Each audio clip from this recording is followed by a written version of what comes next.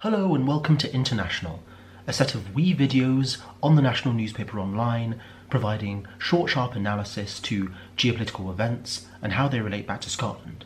Now we're coming to you from Ireland, and this week we're going to be looking at the stramash over the Irish border and how it relates to Scotland given the interventions of First Minister Nicola Sturgeon and leader of the Scottish Conservatives, Ruth Davidson. So during the Brexit negotiations, focusing on the Irish question and the question of the border, the single market, customs union, we've seen the DUP obstruct on a whole range of issues, not allowing the process to go on to its second phase, using the straw man argument that a combination of the Dublin government, the UK government and Sinn Féin are somehow desperately trying to push the people of Northern Ireland into United Ireland, while ironically its actions do the same.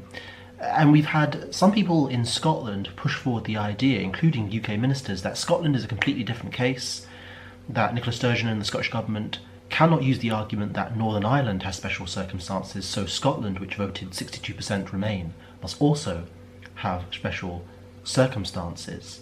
They say that it's different because of the Good Friday Agreement, because of the unique history of Northern Ireland, and because of the issue of the border, which in effect would mean that the UK would still share a border with the European Union.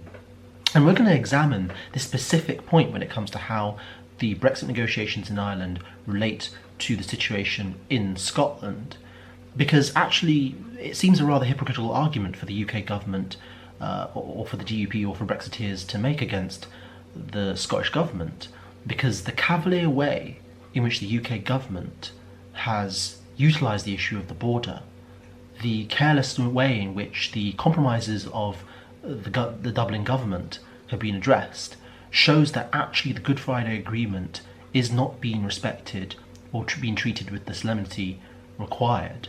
The Good Friday Agreement requires the British government to be a neutral overseer, to maintain power sharing agreements. Of course, the power sharing executive government collapsed due to the failure of the DUP and Sinn Féin to come to an agreement, and the UK government has not lived up to its side of the bargain, being a mature and neutral and balanced arbitrator of the agreement by allowing her backbench ministers, or rather her backbench MPs, who are the most rabid of Brexiteers, to push forward the government line.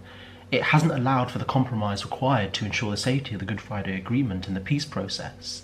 So using the argument that, well, a Scottish special case wouldn't fly because Northern Ireland is special because of the border seems slightly hypocritical from people who themselves have not been treating the border with the seriousness that it requires. And let's look at this from no matter what constitutional perspective you have.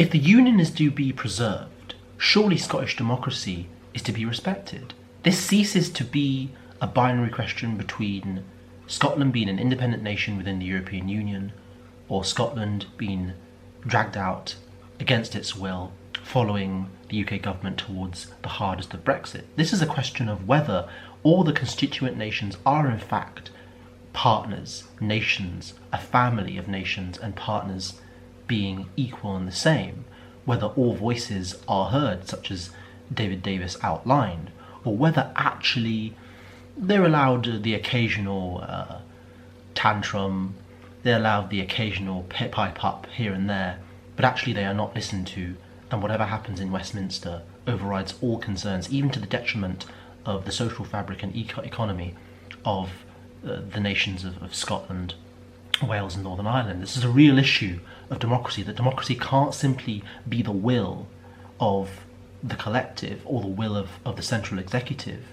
It has to be a much more nuanced, much more balanced idea of democracy based on compromise and understanding the varied and different makeup of the UK. There's a reason why we got to the referendum of 2014. There's a reason why the ghost or spectre of United Ireland is haunting some of the Brexiteers, and why people who have a British nationalist centrist perspective are worried about the resurgence of an independence referendum in Scotland, is because of the lack of compromise from a British perspective. That's something that needs to be taken into consideration. I mean, the argument that the UK voted collectively as a bloc and therefore must leave as a bloc, frankly, as an argument, it stinks. This argument has been pushed forward by Ruth Davidson, among others, but it just doesn't fly. The UK government is supposed to represent all constituents. It's supposed to consider the opinions and political dynamics of what happens in England, Wales, Scotland, Northern Ireland. We're supposed to move forward as one, but to move forward as one, there has to be a set of tailored agreements. Everyone has to feel like they're not being put under a huge amount of strain or being subjected to huge amounts of political and economic damage. If the argument is that the UK government feels that it has executive power and the executive legitimacy, then that legitimacy has to be earned, and that means that all voices within the union have to be listened to. At the moment, the argument being pushed is the notion that we are central, we are supreme, you will do as we say. That's not democratic. It doesn't stand up to scrutiny. Border or no border? Yes or no? It comes down to this. Do you believe that the Westminster government is acting in the interests of the whole of the UK? Is it acting in the interests of towns in the north of England? Is it acting in the interests of the Scottish people, Scottish businesses, Scottish civil society, Scottish democracy? Is it acting in the interests of the majority of people in Northern Ireland who voted to remain within the European Union? Is it acting in the interests of those in London who, again, overwhelmingly voted to remain in the European Union? This is no time for supremacy. This is no time for the ideology of extreme thought and extreme action.